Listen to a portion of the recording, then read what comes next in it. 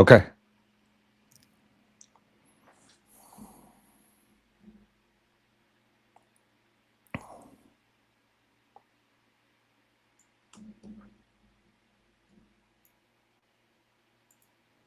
We'll discuss race and how it plays a factor, and how we didn't even talk about this topic because we were afraid.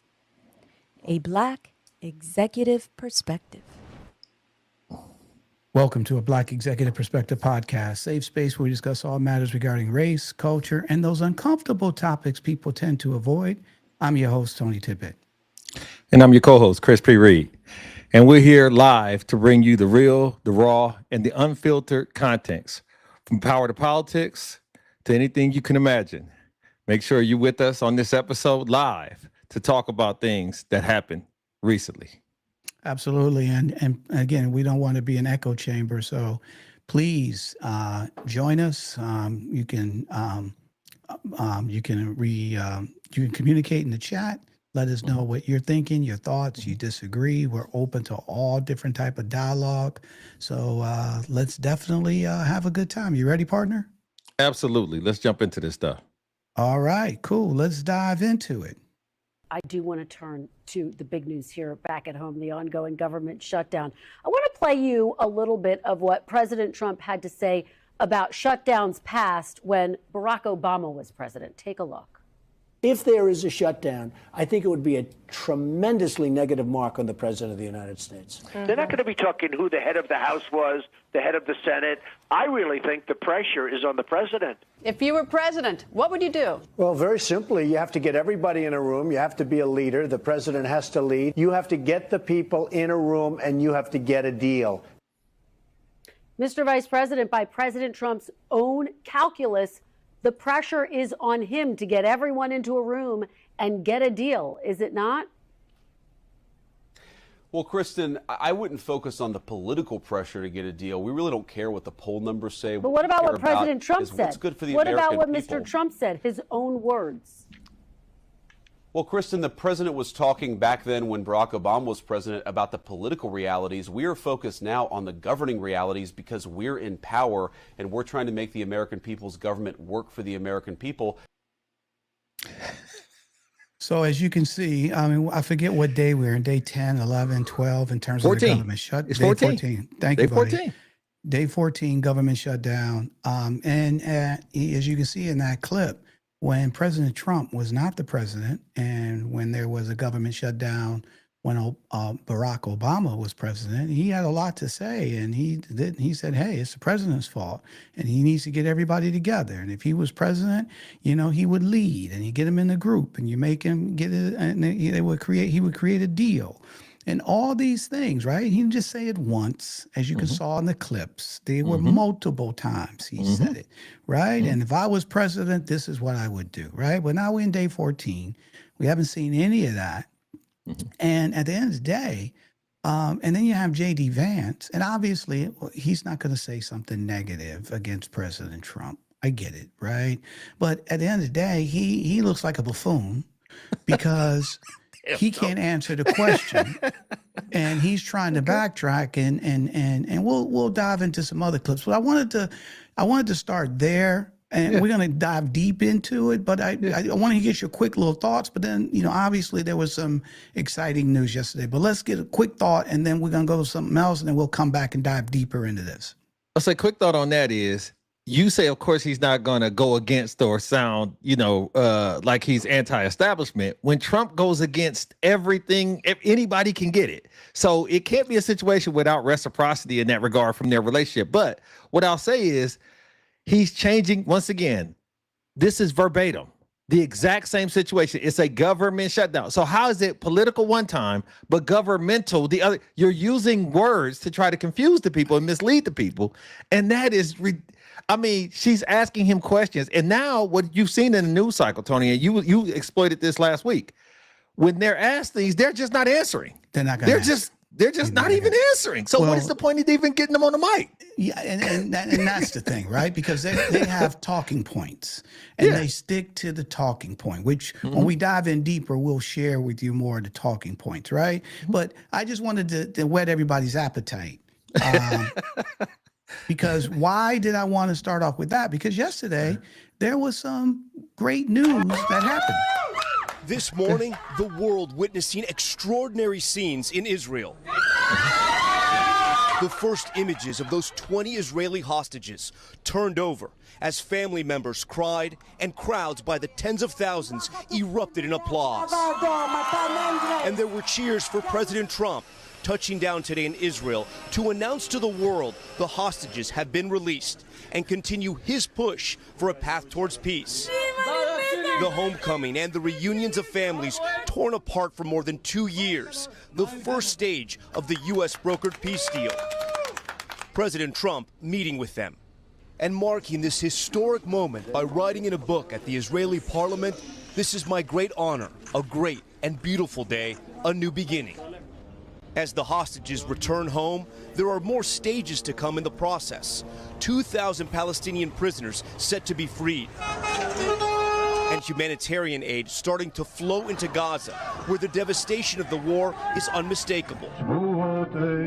Back in Tel Aviv, relief for the hostages returning home, but many still in mourning for those lost, like John and Rachel Goldberg-Polin, whose son Hirsch was killed in captivity. What are these families going through right now, the ones that are going to get both maybe their loved ones back, but also the remains of their loved ones? It means a lot to be getting them back. That's what we all have been fighting and hoping and praying over for 737 inexplicable, torturous days. As for those 2,000 Palestinian prisoners and detainees, we understand that process has now started to release them. This was part of the phase one in exchange for those 20 living Israeli hostages, but there are still a lot of questions that are unanswered about phase two. What happens in Gaza? Who rules Gaza? And what happens to Hamas? Will they fully surrender? And if they don't, what happens next? But for now, Craig, this is a day of hope in Israel that so many have waited so long for. So listen, we got to be fair, right? Let's be fair, right? October 7th, 2 years ago, Israel had like a 9/11, right? And people were at a festival, music festival, and Hamas came in and killed a bunch of people and took hostages, and since then there's been a 2-year bloody war, right? And at the end of the day, Gaza, the Palestinians have been bombed back to the Fred Flintstone days, and the Hamas would not release the hostages, and then so we've seen this escalate to a point where nobody thought this would be 2 years, and it got to where it got to go, right? And then so yesterday they finally were able to come up with a deal and release the hostages. And then obviously there's 2,000 Palestinians that's going to be released. And there's a lot of stuff that still needs to be done. Let's be fair, right? But, at least that part is done. Now, will Hamas, disarm? We don't know. Right? What's going to happen? They have this 3-level thing in terms of people going to oversee Palestine, oversee the Gaza Strip. We'll see, right? Are people going to spend money to build it back up? We'll see. All that being said, let's be fair, right? And I always said this before. When you sit in the president's seat, okay, before I start going off, let me just say this. When you sit in the president's seat, whatever happens while you are in that seat, you get the credit or you get the blame, okay? And to be fair, he, helped negotiate this deal, right? And he should get some credit for that. So there's no question. And look, I didn't vote for him. I don't like him. I get all that, right? But we have to be fair, right? And at the end of the day, this was a great thing, especially for those families. Now, and here's the thing, though, too. A lot of people, it was 20 that got released, okay?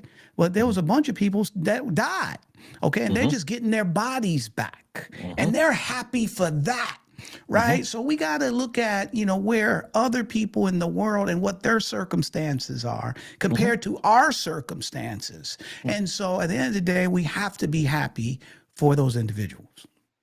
The term war is synonymous with tragedy. It can't be a situation where you have any war that's justifiable or comfortable for any of the people that are involved.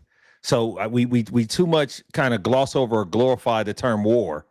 And we talked about that in last week's episode about the Secretary of War, We should just stay away from it as much as possible if we at all can. The issue is, at this point in time, 20 Israeli hostages were released. 2,000 Palestinian hostages are set to be released. Prisoners, I don't think it's time, prisoners. I don't think it's time for a victory lap because lives are still in the balance. Now, this is a great step forward, and the loss of life is always tragic. We don't support that here. We don't support that anywhere. There's nothing to be said. They're not coming back, the ones that are gone, right? Correct. And a lot of them was innocent bystanders. Let's just be honest, Tony. Like you said, let's be fair. A lot of people were innocent bystanders caught up in something that was around before they were born and before their parents were born. There's no question. But I want to be mindful and careful that we don't take giving an ounce of credit or a tip of the hat in the form of grandstanding. That's different. When you're grandstanding and the battle's not won yet, you know what I'm saying? You made a three and you going down the chair. There's still time on the clock. Right, let's see how it plays out. All right. You did what I'm saying, Tony. This is the first good single, right? Yeah. You know, at the end of the day, nobody can get a base hit. Okay. Right. To be fair, nobody can get a base hit. You was able to get a base hit. And you should be excited about that. And that base hit brought people home and this and that. But this ain't the end, right? Absolutely. And so let's see if it turns into a double. Or it turns into a triple, or it just blows up, right? So we have to see to that. But to your point, you get the credit for the no grandstanding. You get credit for the single, okay? Correct. And we're not diminishing that it's a single. We're just breaking it down because there's multi-layers to this peace plan. This is the first layer. So that's what we're saying. Okay, so we're not trying to diminish it. We're just being fair, right? If it's a peace plan, 4 parts, well, the first part is a single. I'm just using baseball analogy. Okay, first part is a single. Okay, so everybody's saying well, this is going to happen. That's great, but we haven't run around the bases yet. You got the first base, okay, and you should get credit for getting the first base. But we still got to see what else happens out of this.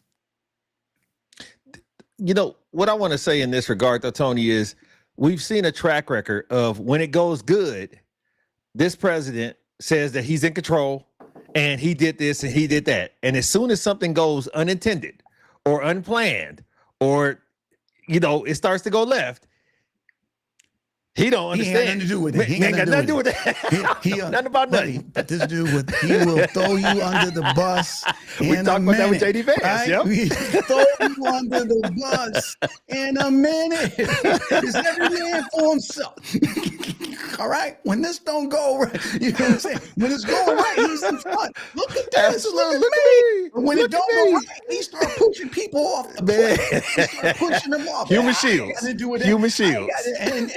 And buddy, and they fall for the okie doke. And I get it. If you want to say, what was that movie, All the President's Men? Or, people are supposed to fall on their shields or their swords, I should say. I get it, right? But at the end of the day, recognize he wants you. If you don't fall on your sword, he gonna stab your ass. Some getting cut. Somebody getting cut. Somebody getting cut, right? And so, but again, I look, we want to be objective and want to be fair, okay? And so, look, bro, that's just the way it goes, right? He should get credit for this, right? But I was watching the news yesterday when he was speaking in front of the. I just couldn't take it. Yeah, right. Because he can't help himself. He's over in Israel, right? This is their day. And yes, he had a hand in doing it. And also, look, but he's talking about Obama. He's talking about Clinton. He's bringing up and he's talking about how he's created this new army. He just all these things that ain't true. All right. But he can say it because he's basking in the glory. And nobody's going to sit there and say he lying, right? And they shouldn't based on that, but he can't, instead of just saying, hey, this is a great day and I appreciate it and this and that, and then he did call out other people and say this person should get credit. He did say that, right? To be fair, right? But he can't just stay with that.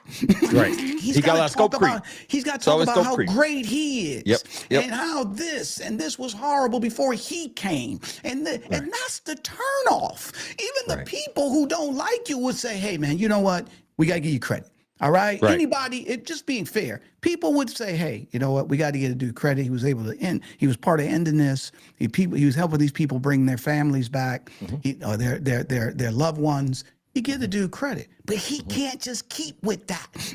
He's got to just go and that's the part that turns people off. Absolutely. Well, it's a situation where, as you stated with the baseball analogy, it's a team game. Buddy. So when you always have to grab the microphone and not even represent the team, but represent the I first and foremost, like, hey, without me, and then you go down the lineage of who did bad before, the previous teams, and you're talking about stuff that has nothing to do with anything right now. That has nothing to do with the situation now. They don't know how to take a win. They don't know how to take a win. And it reminds me, it's like back in the day where you everybody got like skeletons in the closet, right? And so it's like the father who's giving his daughter away at a wedding, and he's gonna give the speech, right? Or the best friend gonna give a speech, right? And he's supposed to be saying how, hey, these two lovebirds, they came together. This is a beautiful ceremony. We wish them nothing but happiness. Let me tell you how they met. It was great, and I introduced blah blah blah and this person, and this is beautiful, and we're just so happy. That's the message. That's the job, right? That's but no, the dude starts saying, well, she was a hoe for 5 years.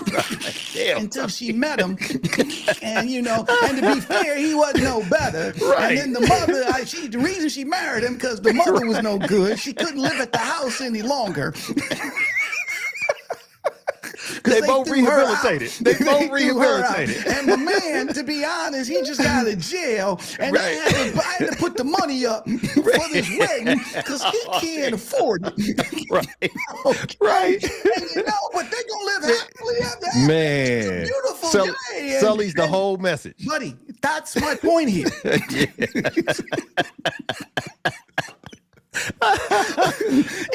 This dude nobody said say that. Just stick to the message.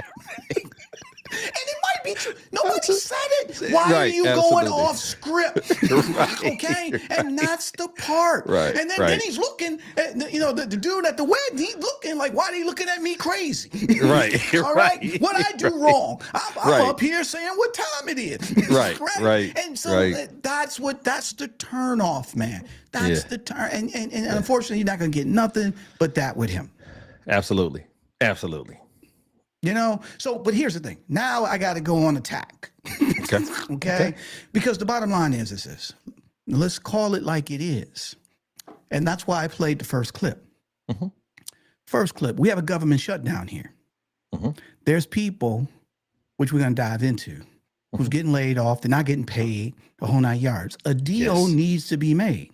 Yes. Okay? Now, he's over here cutting deals. And I'm not knocking the deal. Doing what's out there and basking in the glory when there's people here. You just saw the clip, right? Where you wish the president should be there making a deal. And this and that. And he ain't doing that here. Okay? So that's the issue. That's that. So give him the credit for that. But then there's stuff happening here that you should be involved in. Okay, that's just as important. All right, I'm not going to say as important as ending a war, but a 2-year war. However, what I'm saying is these family issues are important as well, right? Correct. And you were able to make that happen, but what about here? And the bad part about it is, and I'm going to say it, I'm going to say the part in the head out loud. You were the one, President, that said America first. You were the one that ran on the campaign of America first. You did that. So they would have done the ceasefire, they would have done this thing without your presence if you had said, hey, appreciate the invite. I got some stuff going on over here that's really important. 500,000 people aren't working. Blah, blah, blah. I'm sure you might have heard about it on Reuters. You know what I'm saying? I can't really make this one. Buddy, flat out, right? And who would have been mad at that? Or to be fair, you can say, hey, I'm going. I'll be there when they release, and then I'm coming back home. Yep.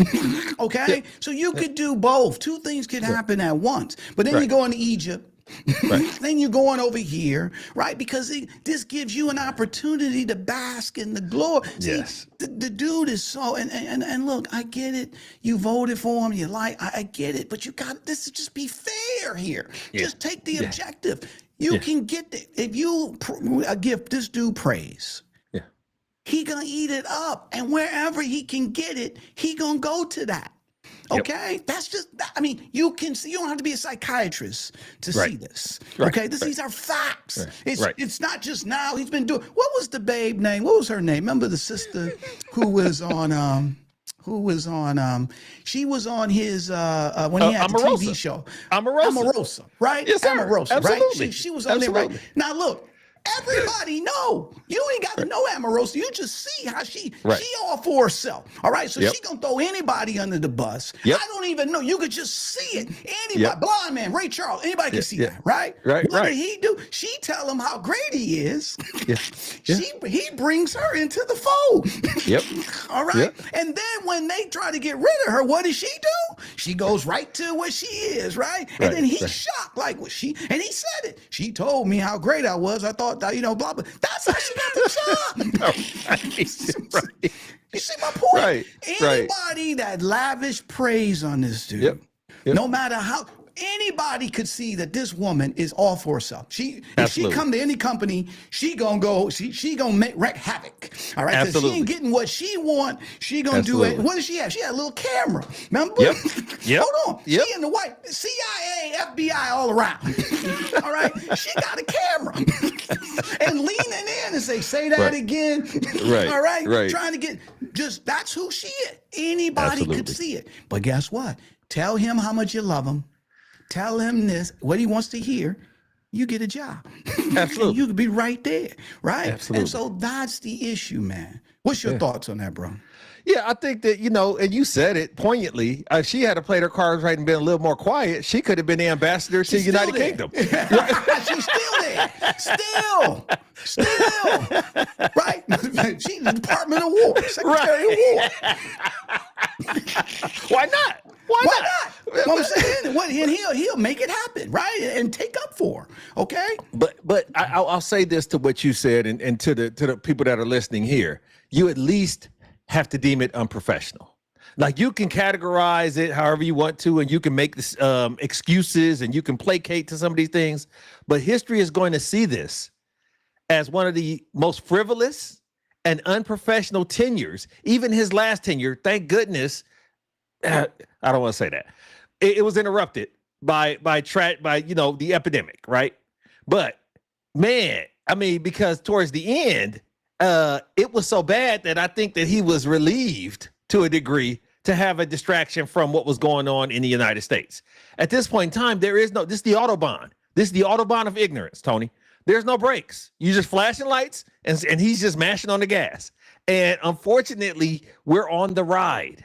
We're along for the ride, no seatbelts, and hoping that he doesn't hit anything, right? Because he's not even paying attention. He's not even paying attention, Tony. And the toughest part about it is, and you've mentioned this on a couple of episodes we've had, one of the beauties of this great country and the beauties of democracy is the level of checks and balance, where one person or two bad apples or whatever the case may be can't just run ramp shot through what we spent centuries developing, what we spent centuries building, right? You can't do it. You can't just do whatever you want to. There's a level of somebody's going to say, whoa, no, stop. And unfortunately, I've not seen the whoa yet. Now, to like you said, to be fair, some of these federal judges are slowing down some of the things that are occurring to make it not so explosive. But nobody's stopping this. And that's my great fear at this point. But him going out there and showing off for the world in a situation that at best he was involved. Let's just keep it honest. I mean, let's keep it honest, Tony. At best he was involved, but he's standing at the top of the podium. Right. He wanted them to put a cape on him and say, I am this person. And how dare you? They talked about reopening. It was somebody that was dumb enough to say we should petition the Congress to reopen the Nobel Peace Prize award. So he can get it. So he What can is get we it. talking about? When was this ever happened? Who's ever done that? Who ever even thought it? Unprecedented. Right? Unprecedented, right. Because, buddy, it's again, you don't have to be, like I said, psychiatrist Yeah. to figure this out. Yeah, This yeah. dude is all about himself. Right. Okay. And Right. that's just a fact. And here's the thing. The other thing too is that my man, like I said, he can't help himself. Okay. He will continue to push. He will throw you under the bus, but at the same time, he gets his. As long as he gets his praise, that's all that matters. And then you hear him. What was the? I saw this the other day. I just can't. It just drives me crazy. He was talking about Letitia James and Comey, right? And he's sitting here in front of the cameras saying, well, she's a crook and she's this and Comey, you can't, he's a criminal. And who is saying that? You got 32 convictions.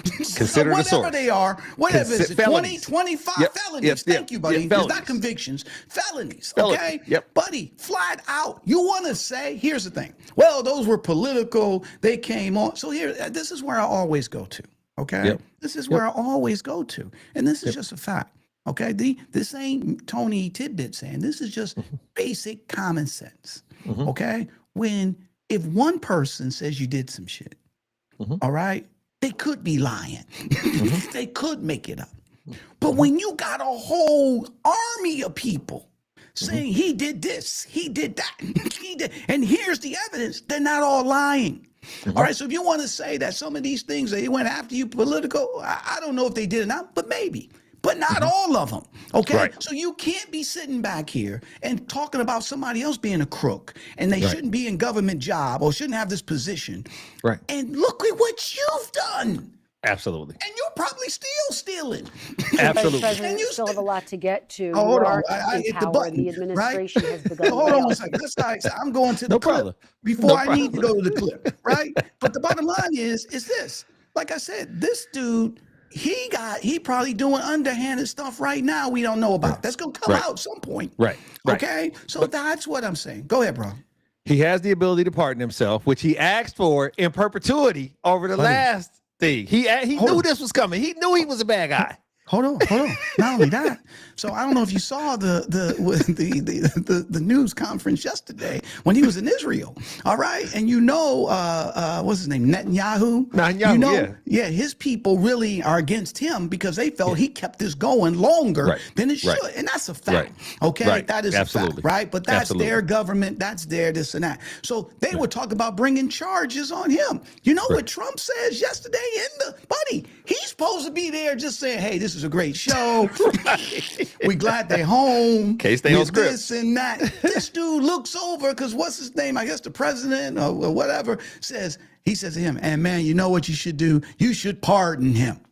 Okay, and I'm like, what? And then obviously somebody Netanyahu's supporters stood up and started clapping, hey. And some people sitting down looking like, what? How are you? That ain't none of your business. Absolutely, saying what this person should be part. What is you doing? Absolutely. You see, but it don't matter. You can he can do wrong, but he can get a pardon. That's all. See, that's the guys. That's it. That's it. How are you in somebody else's house? Right. All right. And they know all the dirt this person did. And you come in as a guest. Right. And say, you know what, man? You should let him off the hook. All right. What are you doing? But this is where this dude is. But here, let's do this though, bro. Because I want to get back to, because that was an appetizer. All right. Now I want to get back to what's happening here in the United States. Now, you heard in the first clip, they asked Trump, pointing out if he was the president. Yep. When this government shutdown was with Obama, what would he do? It's the president's. Nobody's fault. He was saying it ain't the Republicans, it ain't this, it ain't the congressmen, it ain't the senators, it ain't this, it's the president. If I was president, I would do this. You got to get people in the room. This is all what they said, okay? So now we at a point where, and you broke this out when you did the numbers last time. Now we're at a point where they're going to lay people off. Okay, they're going to fire people.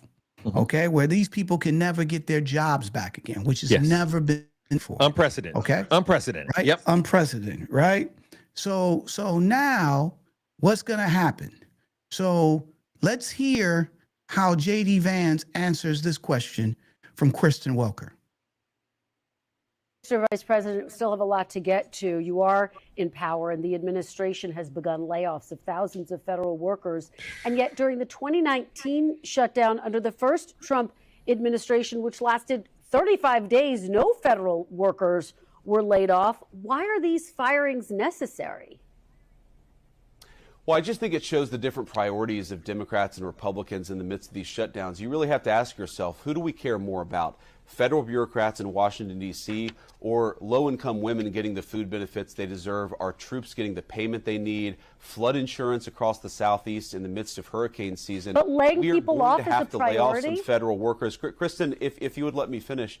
We have to lay off some federal workers in the midst of this shutdown to preserve the essential benefits for the American people that the government does provide. So we don't want to be in this situation. We don't want to be laying off federal workers, but the Democrats have shut down the government. They have forced us to choose between American citizens and federal bureaucrats. We're choosing the benefits, the critical services that benefit our American citizens. What's your thoughts, bro? Here's the issue with that, Tony. She asked him clearly, like, these questions aren't trick questions. These aren't like, situations where you can be confused by the vernacular or her accent or nothing. There's nothing to be confused by this. Hey, he was in charge at this time, and this was the playbook. He's in charge at a different time, and you guys are doing something totally different after, and she didn't do this, but we're going to do this on a Black executive perspective.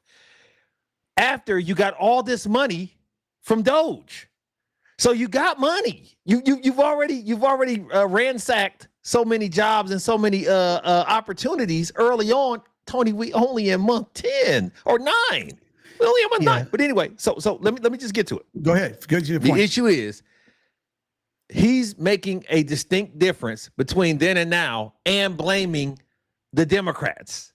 But also simultaneously saying they're in power. The Republicans are in power, but everything that goes wrong, back to what you were saying, everything that goes wrong is somebody else. Everything that goes right is absolutely us. And saying that you have to rob Peter to pay Paul as a government, hey, we got to lay these people off because it's these people that need money for floods. It's these people that need, what are we talking about? Here's the thing, though, bro. Here's the thing. I got to play this again. Okay. I'm just going to move to the clip, to the part that I want to dive into. All right. Vice President, let's play still this have again. A lot to get to. You are in power, and the administration has benefits for the American people that the government does provide. So we don't want to be in this situation. We don't want to be laying off federal workers, but the Democrats have shut down the government. They have forced us to choose between American citizens and federal bureaucrats. We're choosing the benefits, the critical services that benefit our American citizens. So if you work for the government, you ain't an American citizen. You're a federal bureaucrat. That makes no sense. A federal bureaucrat. Think about that. Yeah. I didn't pick up on that, Tony. That's the point that I wanted to bring up. Golly. Okay, think about that. Yeah. He's saying that, hey, we want to, and again, talking points. Yeah. He said a couple times, we got women that they can't feed their kids. He ain't saying about nobody else. It's because that's the talking point. Right, okay, right. But what he said was, which is not a talking point, which he's talking off the top of his head, we got to lay off these bureaucrats to help the American citizens. So these people who work at the government, they're not citizens. Yeah. Think about that. Yeah. I mean, I want to hear from you guys out there. Think about if you work for the Department of Labor or you work for the EPA or you're not a citizen. Okay, so they now are see, this is what I'm talking about, divide and conquer. Yes, absolutely. So now they demonize anybody who works for the government. They're not even citizens. Right. And we can come up with excuses why we want to furlough them and lay them off because we need to take care of Joe and Bobby over here. But these people who work for the government, we don't care about them. They're not citizens. They don't have car notes. They don't have mortgage payments. They don't have kids that they gotta eat and they gotta buy clothes and all that. That's where we are today, bro. Yeah. USA Today said 556,000 people were furloughed. 556,000 across multiple departments. And once again, we talked about this last week. It used to be that a government job was a safe job, was a comfortable, was a pride. You had pride in working for the government, your government. You had pride in assisting the country's prosperity by working for the government. This is it's shambles at this point. But the worst part about it is the lack of accountability. Here's the thing, though.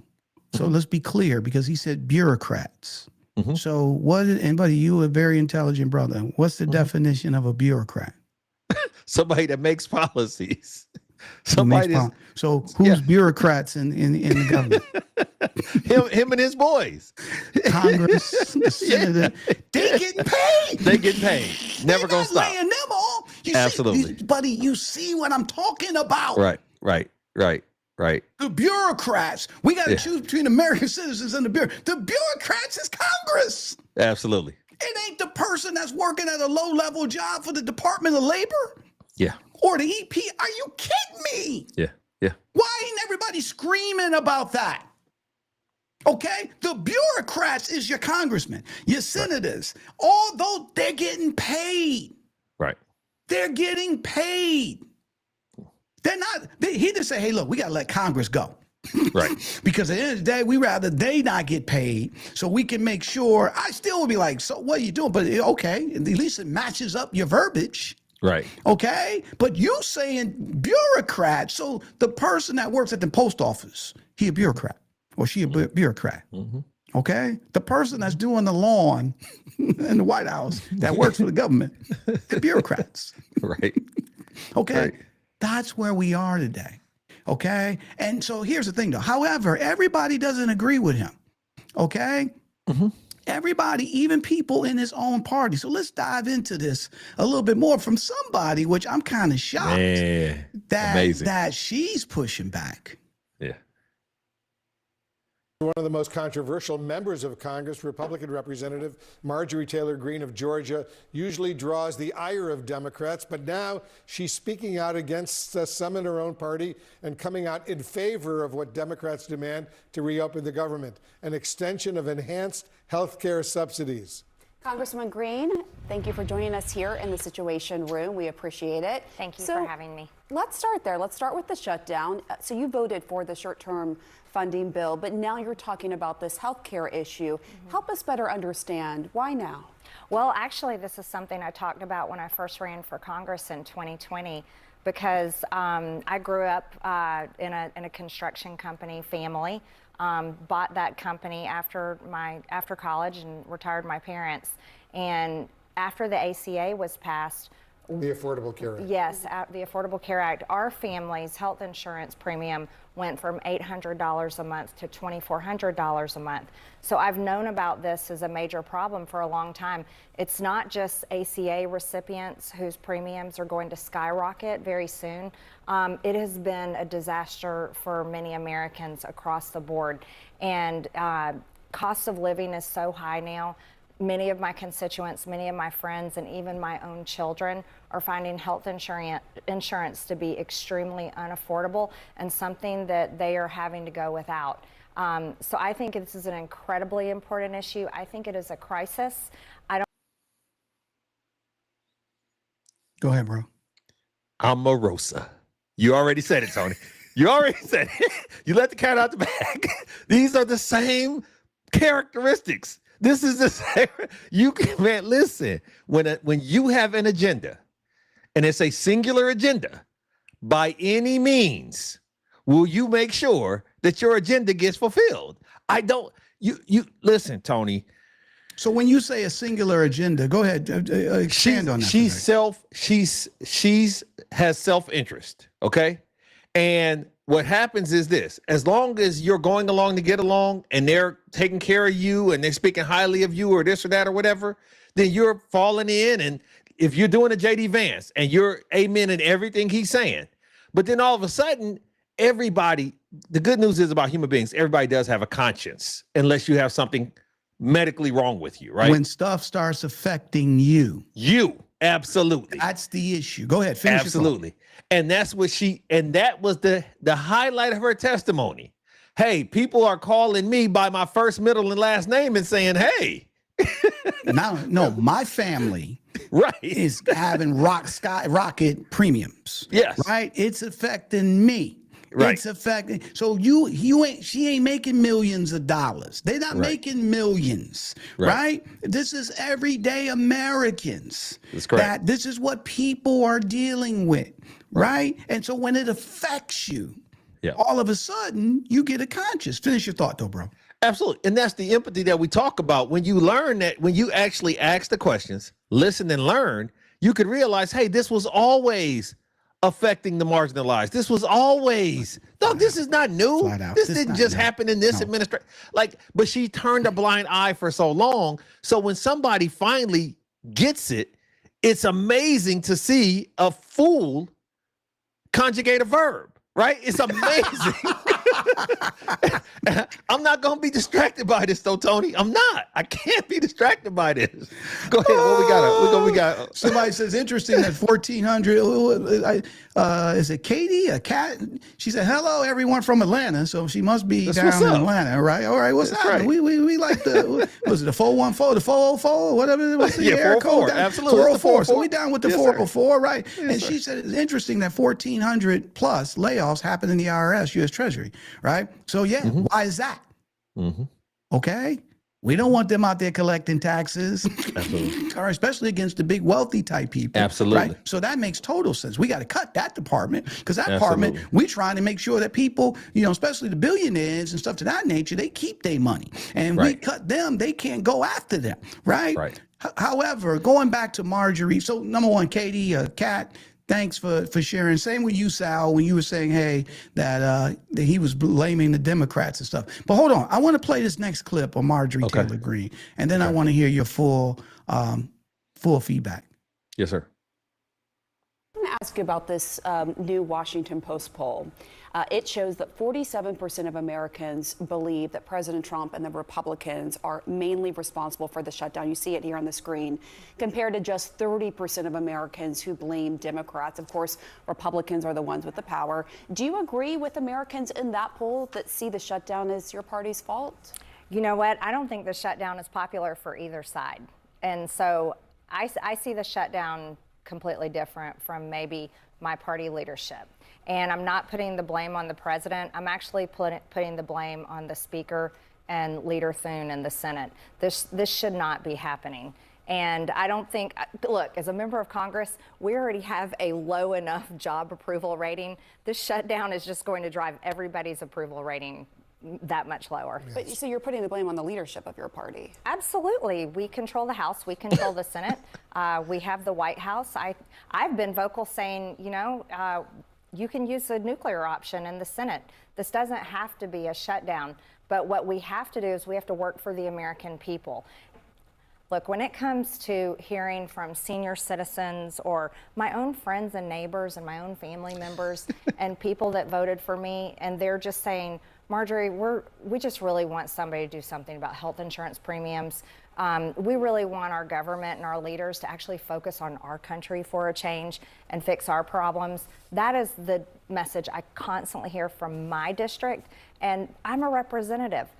I don't have to be a cheerleader for my party. I have to represent my district because those are the people that hired me and sent me here. And I myself, I agree with them. Thoughts, bro? The devil has been shamed because the truth has been told. It's just, you listen, what we would love to do naturally is separate the message from the messenger. We can't hear. The message is resoundingly factually correct. The message is true. And I applaud her for finally speaking the truth. Flat out. And look, I've never been a fan of hers, right? Yeah, at all. And she fanned a lot of flames that wasn't true. Right? Absolutely. Let's be fair. Yes. Okay. I mean, not just do gasoline on her. Absolutely. Right? No facts, whatever. But now, she's like, hey, this is real. But again, though, bro, and I'll let you finish your thought. But when things affect you, right, you can't run from that. Right? And then not only that, well, go ahead, finish your thought and I'll tell you something else. Yeah, well, listen, I'm with you when you're right, but here's the situation. You have to always be able to go home again. And as you stated, ironically, And congratulations to her district, her constituents, her cousins and uncles. Thank you for finally saying it enough to where she got it. Because where were you all these? We spilled milk at this point, Tony. We're not even gonna worry about it, right? We're not even gonna worry about it. The moral of the story is she was one of the most vocal and out front members of the MAGA faithful, of the church, of the cult. She was the cult leader. She was a priestess in the cult, right? You gotta be, man. Listen, look. This is gonna sound far-fetched, but I'm afraid. At night, I'm afraid. right? Yes. I'm afraid when you start getting, you know what I'm saying, these people who know too much or been too close, man. Buddy, hold on. So that's where I wanted to get to because I don't have the clip, but she brought that up. All right. Okay. She said that that they asked her, that she's been getting death threats, right? Oh, wow. And then I think, Ted Cruz, Senator Ted Cruz, I guess he said something that she wasn't, or something to that effect. And she's like, no, I'm getting death threats and blah, blah, blah. I don't know if she's getting death threats because of this. It didn't say, right? Right. But to your point, right? When you step out of line, yep. And they asked her another question. I didn't play the clip, but they asked her another question like, well, wait a minute. I had it, but I didn't bring it. But Trump was like, what's going on with her? Why is she? And then she said, okay, and you can look this up on CNN, go to YouTube, look it up, see the whole clip. And she said, well, look, the president's got my number. He's called me before, right? So if he wants to hear directly from me, he can call me and I'll tell him what time it is, right? And again, I'm paraphrasing, okay? Right. But the bottom line is this. There's some, what was that old saying? There's trouble in London. Is it trouble at home? What was the name of it? There's something. Right? Absolutely. And so, but look, to be fair, and then hold on, my friend down in Atlanta, hold on. This is Sal. Sal said, let's put this up real quick, right? Yeah. Sal said, Sal said? He said, according to the article I'm reading, Marjorie Taylor Greene claims her Republican constituents are weak. And also Marjorie is with the Democrats on a push to provide health care subsidies. Kudos. So I don't know if she said her constituents are weak, Sal. And look, people can take it and write whatever and this and that, right? But at the end of the day, she is telling the truth about what people are dealing with. Right. Right. And and again, to your point, we can't go backwards. But why can't we just have people look? And to be fair, when you watch the whole clip, she says it. I support the president. Okay. Right. He's my guy. I'm paraphrasing, but I support him, this and that. But on this issue, I have a problem because I've seen it work for my family, my constituents. And as she said in that clip, my constituents sent me to Congress to represent them. And so I, in good conscience, again, I'm paraphrasing, I, in good conscience, have to represent them. And that's what I'm hearing from them. And that's all we ask. If every Democrat, independent, guys, do the right thing. Even though, you belong to a platform, even though you believe this person is your person, right? But at the end of the day, your people in your area voted you to go to Congress on their behalf, okay? To represent them. And so when you think about it, you just said something, and I'm gonna let you chat, but you said something that's really key. When you're hearing people, what was that flick? You remember the movie, man? It wasn't a movie, it was on Netflix. My man he played the president. It was a series on Netflix, and he played the president. My man, he was in Usual Suspects. The actor, I can't remember. It doesn't Kevin matter. Spacey? Kevin Spacey. He was in, what was the name of the thing he was on Netflix, right? Yeah. And then they wanted a congressman, and he was a Democrat, and they wanted a congressman to vote for something, right? And the dude didn't want to vote for it because it was going to affect his area where people were going to get laid off. And he didn't want to do it. And they threatened him and this and that. And look, that ain't fiction. I mean, that's that happens. We know that, right? But at the end of the day, people should do the right thing, all right? And if you don't believe in something, don't just fall in line and just go with the flow and go with the party. House of Cards. I push back. Now, there may be times where you believe. House of Cards. Yeah, House of Cards. Thank you, buddy. There may be times that you believe that this is the right thing for the party and this and that and whole 9 yards, and you follow that, okay, if that's what you believe. But when you don't believe it and your constituents are telling you this ain't good for us, and you still fall in line, that tells me what type of person you are. Right, but she's been that type of person because you can't show me that you. That's the problem with my daughters. Once they show me they can do it, you've ruined yourself from ever telling me you can't do it anymore. Now I have an expectation. I'm gonna ask Sal and the other lady, Kat from the 404. Do you believe this is a new Marjorie Taylor Greene, or do you believe this is a blip, not a trend? You know what I'm saying? What do y'all think? Do y'all think this is a blip, or do y'all think that she's been converted and we can get her over to the dark side, the light side of the force? Yeah, you know what I'm saying? And again, bro, we don't know what's going on in the background, right? She could be upset about something. She didn't get a committee seat. Exactly. And this is real tantrum. stuff, This could be a tantrum. It's a real, buddy. And then, if I ain't gonna get this seat, and I'm not saying that's the issue, but I'm just saying it could be a million things, right? It could be a million things. I don't get this committee seat, or I've been in here. How did he or she get, to be chairman of this and this? This stuff is real. Sour. This Absolutely. is exactly how it happens, people. See, people, if you want to know about the government, this is the shit that happens. All right, quit jumping on the person that works for the government as a laborer, and it's the people that's in the Congress and stuff. They're the one making deals, and when they don't get what they want, and I'm not saying, let's be clear, I'm not saying that's the case with her. I'll take her verbatim as, hey, this is happening to my family. I've seen it, and I gotta follow and do what my constituents ask. Okay, I'll take that as the gospel, right? But however, we do know, to be fair, that people get sour, they get salty, when something don't go their way, and they're like, well, I ain't backing this, all right, because you didn't do this, and I didn't get this, and so, look, is that part of the combination? I don't know, but it could be, but it doesn't matter, because at the end of the day, she did the right thing, in my opinion. Yeah, and I mean, but here, once again, this doesn't age well, because my daughter, my 11-year-old, questioned me about this comment that a broken clock is right twice a day. Well, of course, they don't have analog clocks anymore, so she doesn't get the metaphor there, right? So look, Sal says she's still a snake. It's hard. Listen, man, reputation is like a grade point average. Once you lose it, it's hard to get back to a 4.0. It's hard to get, perfect marks because her reputation is this, and that's what I've seen. And now we have an anomalous situation where she's turned, and because of her profile, we like, wait a second, but that's where it's alarming, Tony. I don't want conflict and strife and all this other stuff going on. When you start getting these kind of things, you've seen all the movies. This Hollywood couldn't write this. Buddy, as a plot twist. Wait a minute. See, this is the thing. That's my point. See, these movies are based on what happens in Congress, right? They just it's art imitating life, right?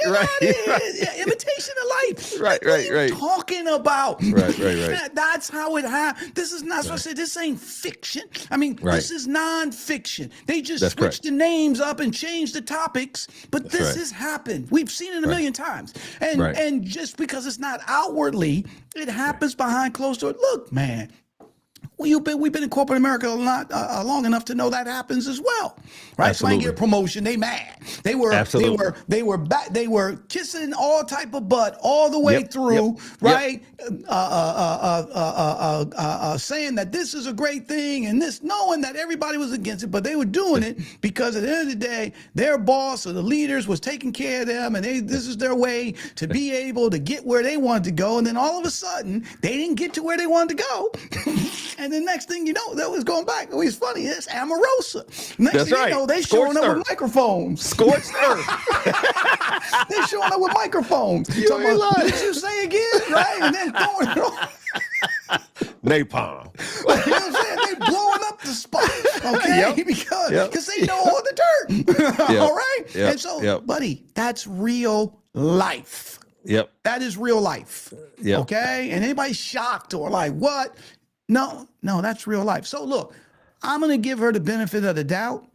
Right. You're 100% right. Your reputation is who you are. You can't be out, working on a Ouija board at night. Right. trying to cast Openly.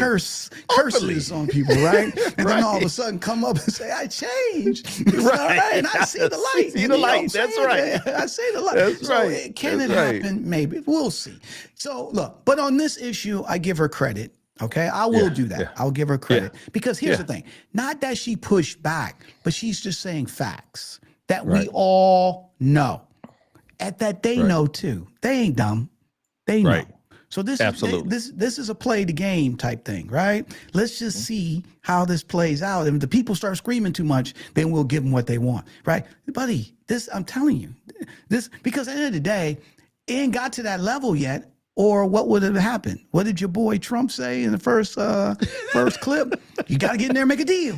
Yeah. Got to make him a deal, right? So they ain't got to a point yet like, let's keep scaring them. Let's keep doing this. Let's keep doing that. And then if the natives start going off, then you'll see them sit down and make a deal. Absolutely. Final thoughts, my brother. Man, this soap opera that is the government is not for entertainment purposes only. This is serious business. This is domestic affairs that we need to be vigilant about and understand what the ramifications of some of these things are. We're not connecting enough dots, and that's what we're here for. That's what y'all here for, to help us connect all the dots and see all the angles, because it's easy to say, well, Trump went over there and he, congratulated these people on something that was monumental, but it's other stuff that's going on, big picture things that we have to be focusing on. Like you said, multitasking, right? We can't single task, especially when everything is about you getting a trophy. The other part about that is we also can't be lemmings and just allowing these people who have influence lead the country to slaughter. We can't continue to be lambs, and I'm glad we have these folks that's listening to us and us listening to each other and making sure that we at least are armed to not fall for the okie doke, because this is, we laugh about it. Like you say at the end, we laugh about it because it's just so sad that we're in this point. You couldn't have told me 10 years ago, 5 years ago, that these are conversations that would really be happening between intellectuals like ourselves. There's no question, bro. And people do fall for the okie doke all the time, right? Because they're not aware. They don't make themselves aware. And they go by what anybody tells them and they take it as the gospel, right? And that's why they're easily led, okay? To be fair, that's why they're easily led. So listen, at the end of the day, we want to thank you guys for, again, coming and watching another episode of A Black Executive Perspective Live. And look, thank you for the chat. I mean, your information that you're giving us is great. Look, our thing is this: we're not two old wise men that know everything. We know what we know, but at the end of the day, there's a ton of stuff we don't know. And then there could be things that we say that you disagree with us, and that's okay. Absolutely. We want people. That's how we learn. Okay, so at the end of the day, you got something that you want to throw up and say, and you disagree, come on, come at it. We're not going to attack you. We're not going to call you names. We're not going to say anything disparaging about you. We want to hear from you, and we want to learn, because that's how we all grow, and that's how we build a community where we're all helping one another. So don't forget to check out the next Need to Know by Dr. Nsinga Burton. Every Thursday here on the Black Executive Perspective podcast, Dr. Burton talks about the things that's happening in this world that you don't have time to check out. So check her out every Thursday on Need to Know by Dr. Nsinga Burton.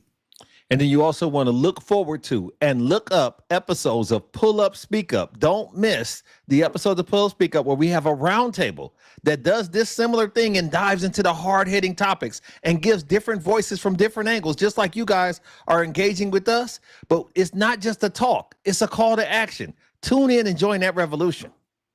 Definitely join the revolution, right? And then more importantly, look, at the end of the day, our goal is to eliminate all forms of discrimination. And the way we do that, we're asking everyone to incorporate and follow, and more importantly, enact our call to action called LESS, L-E-S-S. Chris, kick it off, my brother. Well, the L is for learn. Educate yourself on racial, cultural, social, political nuances to know what sits with you and what works for you. And then look, after you learn, you have the letter E for empathy, right? Now, since you've learned what other people's situations are, now you can be more empathetic to what they go through because you can put yourself in their shoes. The first S stands for share. This is a safe space for you every Tuesday, 6 Eastern, to come and share. We give, you give, and we grow together. Make sure you come in here and enlighten others as you've been enlightened. Absolutely. And the final S stands for stop. We want everyone to stop discrimination as it walks in your path. This is so simple. It is so easy. It goes even if you're at the Sunday dinner table and Aunt Jenny or Uncle Joe, they say something that's inappropriate, instead of sitting there and being shocked or laughing or giggling, say, Aunt Jenny, Uncle Joe, we don't believe that, we don't say that, and you stop it right there. And everyone can do that. If everyone can incorporate less, LESS, we'll build a more fair, more understanding world. And guess what, guys? We'll all see the change that we want to see because less will become more. Make sure you tune into the next episode of a Black Executive Perspective podcast. Make sure you come back next Tuesday live. Tell a friend to tell a friend. Go to the website. Sign up for the newsletter. Leave us a review. Let us know what you'd like to hear about. Subscribe wherever you're listening. And where can they find us, Tony? My friend, they can find the Black Executive Perspective podcast here on YouTube, but also Apple, Spotify, or wherever you get your podcast. And don't forget to follow us on our socials of LinkedIn, X, YouTube, TikTok, Facebook, Instagram at a Black Exec. For my fabulous co-host, my man down in Dallas, Chris P. Reed. For our audience out in the stratosphere that's diving and riding and striving and thriving with a Black Executive Perspective podcast. I think I finally figured out who's in Atlanta. I think that's Clayton down there in Atlanta and, you know, stuff like that. But I'm my man. I love you, especially you talk about the IRS, somebody on his team. So that kind of makes sense. Up? Shout out, Clayton. Dude, you know, the only person bring up IRS. They laid off 1,400 IRS people. Who bringing that up? Right, the specifics. All right. But all that being said, we're happy that everyone is joining us. Don't forget to continue to follow us. Strive and thrive in 25. We love you, and guess what? We're out.